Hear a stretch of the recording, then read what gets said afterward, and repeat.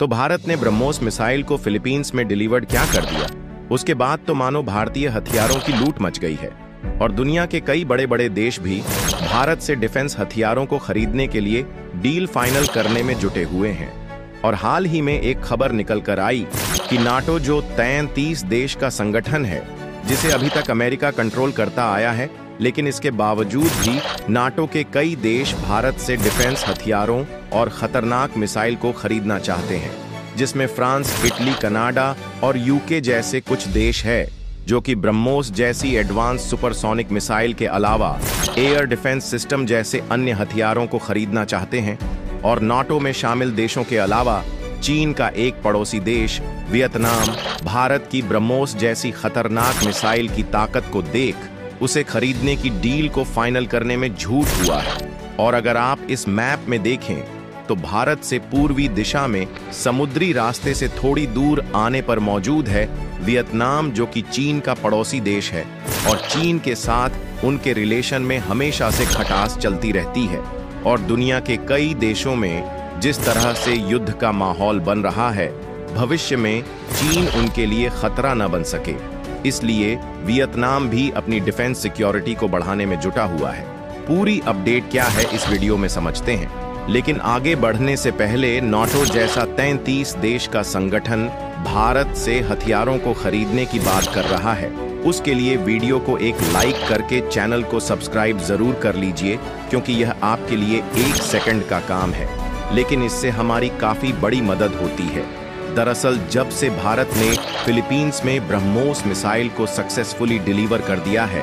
तब से दुनिया के कई बड़े बड़े देशों में ब्रह्मोस सुपरसोनिक मिसाइल जैसे भारतीय हथियारों की चर्चाएं चल रही हैं। और सोचने वाली बात यह है कि भारत ने फिलीपींस में ऐसे समय पर ब्रह्मोस सुपरसोनिक मिसाइल को भेजा है जिस समय दुनिया के कई देशों में युद्ध का माहौल छाया हुआ है। और देखा जाए तो इस समय 3 विश्व युद्ध चल रहे हैं, जिसमें ईरान और इजराइल का युद्ध दिन पर दिन और भी ज्यादा घातक होता जा रहा है, जिससे लगभग सभी देश ज्यादा से ज्यादा संख्या में हथियारों को खरीद रहे हैं, ताकि आने वाले समय में जब कोई भी देश युद्ध में लिपटे तो वह किसी भी देश से कमजोर न पड़े। और ऐसे समय पर यह देश भारत से हथियारों को खरीदने के लिए अपने हाथ को आगे बढ़ा रहे हैं, क्योंकि भारत के हथियारों की ताकत को देख यह सभी देश दीवाने हो चुके हैं।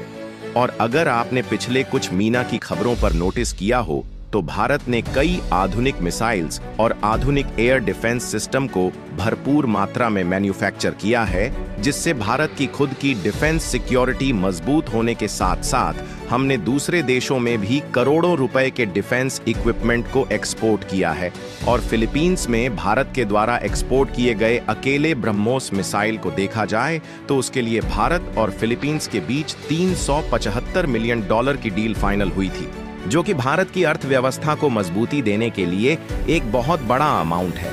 और अगर आप इस रिपोर्ट को देखें तो भारत ब्रह्मोस मिसाइल को सक्सेसफुली डिलीवर्ड करने के बाद घरेलू तौर पर डेवलप किए गए तेजस फाइटर जेट को बेचने की अपॉर्चुनिटी ढूंढ रहा है, जिसमें अर्जेंटीना और नाइजीरिया के साथ भारत की बातचीत ऑलरेडी चल रही है, जिसकी डील जल्द ही फाइनल होने की उम्मीद जताई जा रही है। वैसे आपको बता दें कि यह जो ब्रह्मोस सुपरसोनिक क्रूज मिसाइल है, इसे भारत की DRDO और रूस ने मिलकर ज्वाइंट वेंचर में डेवलप किया है, जिसमें 76% कंपोनेंट्स स्वदेशी तौर पर डेवलप किए गए हैं, जबकि बाकी के रस की कंपनी द्वारा एक्वायर किए गए। फिलहाल भारत ने इसमें आने वाले 2 सालों में, यानी कि साल 2026 तक 100% इंडिजिनाइजेशन करने के प्रयास में जुड़ा हुआ है, ताकि भारत बिना रूस के कंपनियों की सहायता से इस ब्रह्मोस मिसाइल को डेवलप करके खुद इस्तेमाल करने के साथ साथ दूसरे देशों में भी बेचकर ज्यादा मुनाफा कमा सके।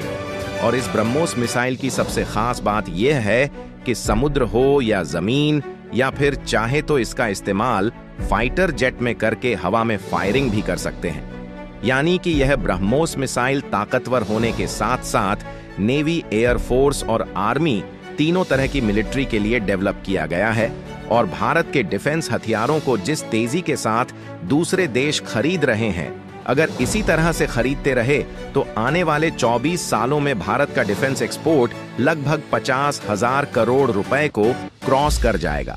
जो कि भारत के लिए एक ऐतिहासिक जीत माना जा रहा है। और डिफेंस मिनिस्ट्री ऑफ इंडिया का यही मानना है कि अब वह समय बहुत दूर नहीं है जब भारत एशिया का सबसे बड़ा डिफेंस सप्लायर करने वाला देश बनने जा रहा है। यानी कि देखा जाए तो फिलीपींस में ब्रह्मोस मिसाइल की पहली बार सक्सेसफुली डिलीवरी करने के बाद अब भारत के डिफेंस का डंका दूसरे देशों में भी बजाना शुरू हो चुका है, जिससे नोटो जैसे 12 देश के संगठन भी भारत से डिफेंस हथियार खरीदने की डील जल्द से जल्द फाइनल करने में जुटे हुए हैं। लेकिन इसमें सोचने वाली बात यह है कि नाटो, जो कि अभी तक अमेरिका की गोद में फलता फूलता था, वह भारत की ओर अपनी झुकाव को क्यों कर रहा है? क्योंकि इसके पहले अभी तक नाटो संगठन में शामिल देशों को डिफेंस का एक्सपोर्ट अमेरिका कर रहा था। तो इसका सबसे बड़ा कारण यह माना जा रहा है कि भारत ने पिछले कुछ महीनों में अत्यधिक सुपरसोनिक और हाइपरसोनिक क्रूज मिसाइल के डेवलपमेंट पर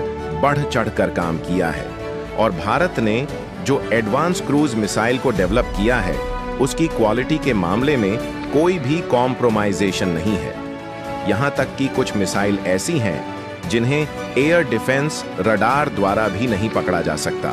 जिससे इन मिसाइल को उन देशों में आसानी से दागा जा सकता है जिन देशों ने बॉर्डर पर एयर डिफेंस और आयरन डोम सिस्टम को तैनात किया हुआ है,